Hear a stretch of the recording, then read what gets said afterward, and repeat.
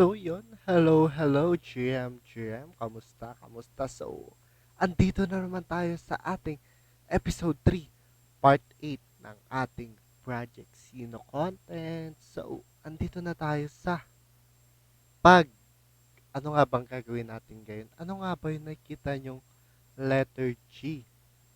Letter G dyan sa mga coins guys. So, as of now, I have 11,500 G. So, ano nga ba yung G? At saan nga ba natin nakukuha yung G na yan? So, G stands for Gcoin. Ayun, di ba? Sobrang dali. Di na kayo mag-iisip ng kung ano. So, G stands for Gcoin. Ayan, so, ano nga ba yung pwede natin mabili dyan sa Gcoin? So, sa shop, nagtingin-tingin ako sa shop natin, sa shop ni Project Sino.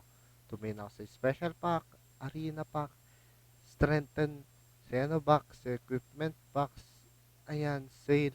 'Di ba?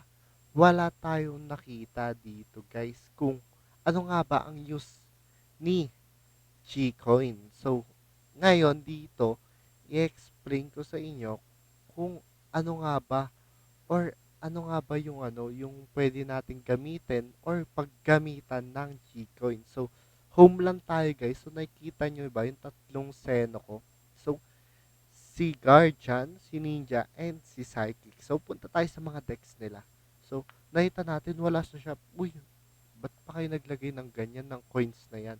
Kung hindi naman magagamit or wala naman sa shop or yun nga, sobrang useless. So, hindi yun useless guys, makikita nyo mamaya. So, ay nga nakita nyo yung mga skills and others natin decks natin dito sa battle deck. So, ay titingnan muna natin yung equipment natin. So last time nagre-roll tayo or nag-gacha pull tayo ng mga charms and weapons.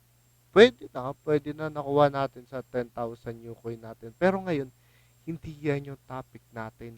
Hindi yung Ucoin, hindi yung coins. Kasi, ang ating topic ngayon is Gcoin. Para saan nga ba yung Gcoin? So, ay nga, gagawin natin is pupunta tayo sa details ni Guardian. So, nakikita nyo guys, diba? Wala pa rin si Gcoin. Uy, nasan si Gcoin? Paano nyo gagawin? So, makikita nyo din dito guys, reroll. So, ayan, ba't nga tayo nandito? So, makikita natin yung mga passive list.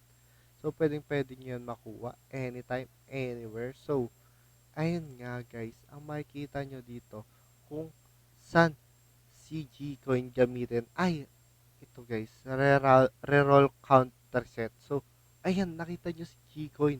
Ang ginagawa ni Gcoin dito guys is nire-reset yung count ng reroll dito. Kunwari, ayan, example, 320 Ucoin yung cost ng isang reroll. Pag ginamitan natin siya ng 1,000 Gcoin, magiging 80 Ucoin na lang at mas mapapamura tayo kasi mas madali or mas maganda gamitin palagi si Gcoin kaysa kay Ucoin. Kasi si Ucoin, sobrang halaga rin yan kahit papaano.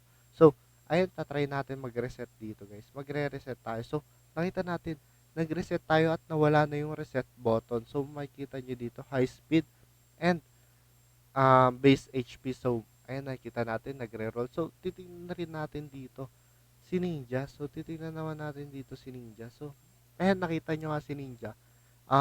Di-details lang natin siya. Ayan, details. At nakita niyo yung passive skill niya. Count of reroll 2 din, guys. So, increase your base HP by 87% and summon units HP will be increased by 46% when use niya. Pero 320 Ucoin. So, ang gagawin natin is re-reset natin yan, guys. At magre-roll tayo. Isa lang, guys. Magre-roll tayo. Reroll natin sa tropa. At ang nakuha natin is ay hindi maganda. So, ikikip lang natin si guard summon. So, yun, let's go. So, nakita nyo guys. Then, lastly, si psychic. So, nakita nyo, ayan, i-reset ulit natin using Gcoin. So, as of now, ito pa lang yung pwede natin paggamitan ng Gcoin. And hopefully, in the future run ni Sino is mas madami pang Pwede paggamitan ng, ayan, ng Gcoin. So, i-reroll natin si Psychic. So, tatry natin to i-reroll. Level 1. So, pag ganito guys, keep lang natin to. Mas maganda yung isa eh, di ba? Mas maganda eh. So, yun lamang guys, yun lamang naman yung paggagamitan ng Gcoin. And also, sana may natutunan kayo sa ating content for today. So, yun. GG's guys, Morty out here. Bye-bye. Salamat sa pagpapanood ng content. GG's.